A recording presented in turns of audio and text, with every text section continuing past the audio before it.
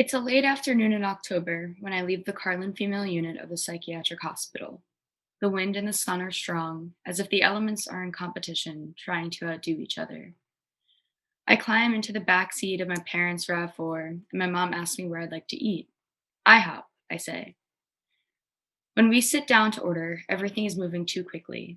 I am overwhelmed with sights, sounds, people, and choices. I imagine it's like when you buy a goldfish from a store and you have to leave it in the plastic bag so it can get used to the new water before you dump it into the new tank.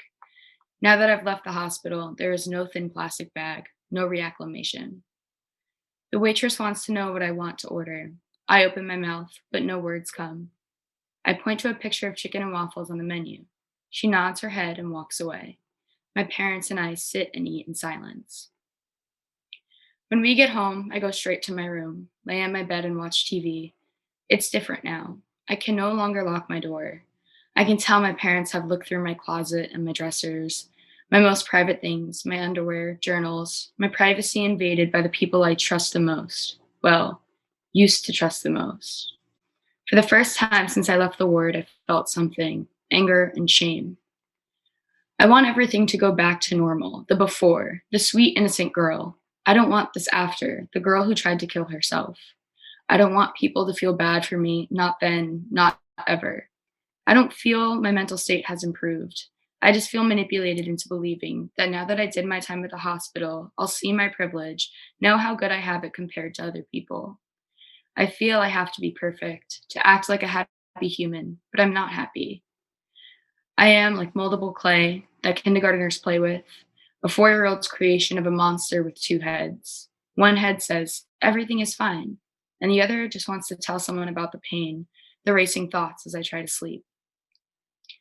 But I have to stay sane to save the sanity of my parents who love me, who want so desperately for me to be safe from my own demons. I know I put them through hell. I see the cards and the flowers people sent to my family. Hey, here's a casserole. I'm sorry your daughter tried to kill herself. I have to be okay so people don't look at them like they screwed up their kid. They didn't screw up. It's no one's fault. I feel like I have to sacrifice my sadness so they can get back to normal. I remember joy and laughter before I got depressed. The Sunday dinner when we all sat at the table laughing at the picture of the world's ugliest dog. He's an indistinguishable brown gray color with an underbite and his tongue hanging out of the side of his mouth, laughing so hard, tears are streaming down our faces. In high school, my dad was my seventh period history teacher, crazily enough. He was a good teacher and funny, but I didn't want anyone to know he was my dad because that would be weird, right? On the first day of ninth grade, he's going over the syllabus and he put up two animal pictures. He pointed to the left and a litter of adorable golden retriever puppies and said, this is how I want the year to go, warm and fuzzy. But if you give me an attitude, I'm going to act like this one. He pointed at the picture on the right. It's the world's ugliest dog. Everyone was staring at him like, huh? But I knew it was a secret joke for me, just for me. Back in high school, he'd always say, have a good day, kiddo. But after I tried to commit suicide, he stops calling me kiddo. Now he says, you know I love you, right? I walk downstairs to the unfinished basement with its old wooden paneling, exposed pipes, and dark gray concrete floors.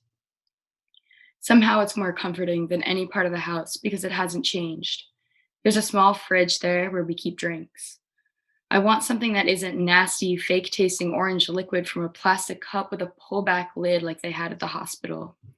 I reach in and grab a cold, dark blue Gatorade. I twist the lid and it makes a loud crack as the seal breaks. I'm thirsty. But just as I start to drink, my dad comes sprinting down the stairs, screaming. The kind of scream you make when you're scared or in pain. He grabs my arms, knocking the bottle out of my hands. The sugary drink spills everywhere, all over me and the cold concrete floor. We stand there staring at each other, and I watch him realize his mistake. Laur, I heard the crack and I thought you were opening a bottle of prescription pills. I thought he starts to cry. I just can't lose you again. I run away from him and upstairs to my room, mortified and overwhelmed with guilt. I never wanted to hurt anyone. I just wanted to escape the mind-bending pain, awake all night, every night, dehydrated from crying. I don't feel real. Nothing feels real. I just can't lose you again. But I was never lost, I want to say. I was always here. Learning to be okay didn't happen overnight, and it didn't start right away. In my first conversation with my psychiatrist, they asked me if I regret trying to kill myself. No, I say. I still want to die. My mom gasps and runs out of the room. I know it's painful for her, but it's also the rawest I've ever been, and the first time I'm honest with anyone about being depressed. But I continue going to therapy for the next 2.5 years, where I learned that while, yes, I love my parents and I know they love me, this journey is mine alone.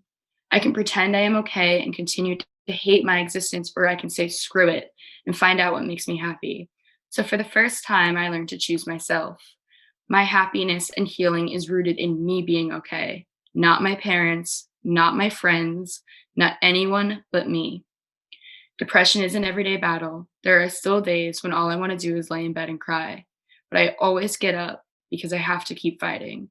And for one of the first times ever, I can honestly say I'm happy. Woo!